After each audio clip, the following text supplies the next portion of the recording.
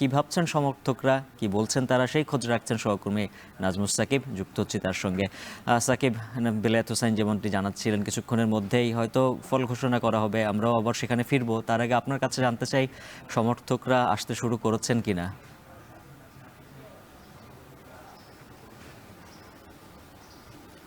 উজ্জ্বল, আমরা কিন্তু জানাচ্ছিলাম যে আসলে সকাল থেকেই সমর্থকরা কিছু কিছু আকারে এসেছেন এবং সবচেয়ে বড় কথা কিন্তু ঢাকা বিশ্ববিদ্যালয়ের যেই নির্বাচন, সেই নির্বাচনের সময় কিন্তু আমরা দেখেছি যে সিনেট ভবনকে ঘিরে রাত থেকেই কিন্তু অবস্থান করছিল সমর্থকরা। এবং যেহেতু কিছুক্ষণ পরে আসলে এখান থেকে যে আনুষ্ঠানিক ঘোষণা সেটা দেয়া হবে, যার ফলে আমরা দেখেছি যে সমর্থকদের একটি বড় অংশই কিন্তু আসলে সেখানে ঢুকে গিয়েছেন।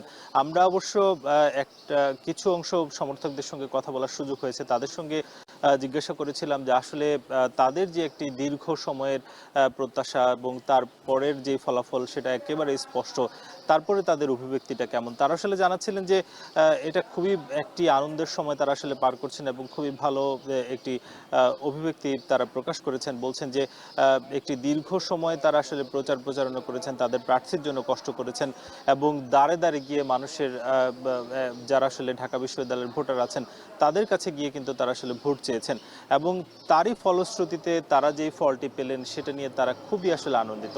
তবে একটি বিষয় আসলে তাদের কাছে বারবারই আমরা প্রশ্ন রেখেছিলাম যে যেই যেই বিষয়গুলো আসলে তফসিলে বলা হয়েছে কিংবা যেই ধরনের প্রতিশ্রুতি দেওয়া হয়েছে সেগুলো নিয়ে তারা আসলে কতটা আশাবাদী, নাকি সেগুলো ঠিক নির্বাচনে জেতার জন্য। তারা যেটা জানাচ্ছে যে যেহেতু 5ই আগস্টের পর একটি বাংলাদেশের পট পরিবর্তন ঘটেছে এবং একটি ইতিবাচক ধারায় পরিচালিত হওয়ার দিকেই ধাবিত হচ্ছে, তারই পরিপ্রেক্ষিতে তারা আসলে আশা করছেন যে যারা আসলে তফসিলে যারা আসলে প্রতিশ্রুতি দিয়েছেন ভোটারদেরকে, সেই প্রতিশ্রুতি তারা রক্ষা করবেন এবং ঢাকা বিশ্ববিদ্যালয়ের যে মান কিংবা ঢাকা বিশ্ববিদ্যালয়ের যে একটা অনন্য উচ্চতা নিয়ে যাওয়া, তার জন্য আসলে কাজ করা এবং শিক্ষার্থীদের জন্য যে কাজ করা, সেই বিষয়গুলো তারা কাজ করবেন বলেই আসলে প্রত্যাশা ছিল তাদের কাছে।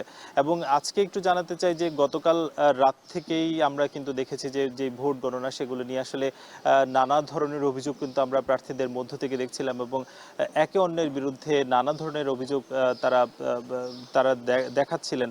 তারই ফলশ্রুতিতে আমরা দেখেছি যে রিটার্নিং কর্মকর্তা যারা ছিলেন তারা কিন্তু বলছিলেন যে এই ধরনের অভিযোগগুলো তারা খতিয়ে দেখবেন। সবশেষে আমরা দেখেছি যে ভোর নাগাদ কিন্তু প্রায় 18টি যেই হল রয়েছে সেই হলগুলোর আসলে যে ফলাফল সেগুলো কিন্তু দিয়ে দেওয়া হয়েছে এবং সেই ফল অনুযায়ী দেখাই যাচ্ছে যে সাদিক কায়েম অর্থাৎ যিনি ভিপি প্রার্থী, তার সঙ্গে ছাত্রদলের যিনি প্রার্থী ছিলেন আবিদ, তার সঙ্গে একটি বড় ধরনের ফারাক কিন্তু তৈরি হয়েছে এবং সেটা কিন্তু বলা যায় যে প্রায় 7 থেকে 8,000 একটি ভোটের ব্যবধান।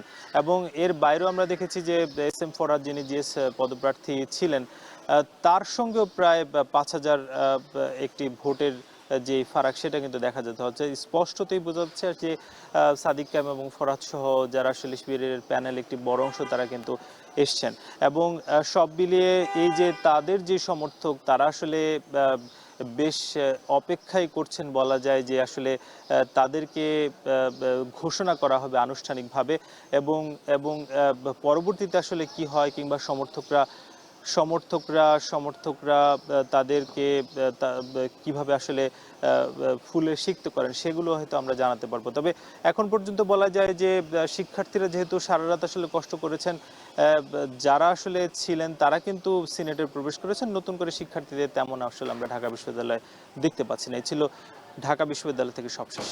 উজ্জ্বল। সিনেট ভবনের বাইরে থেকে যুক্ত ছিলেন সহকর্মী নাজমুস সাকিব।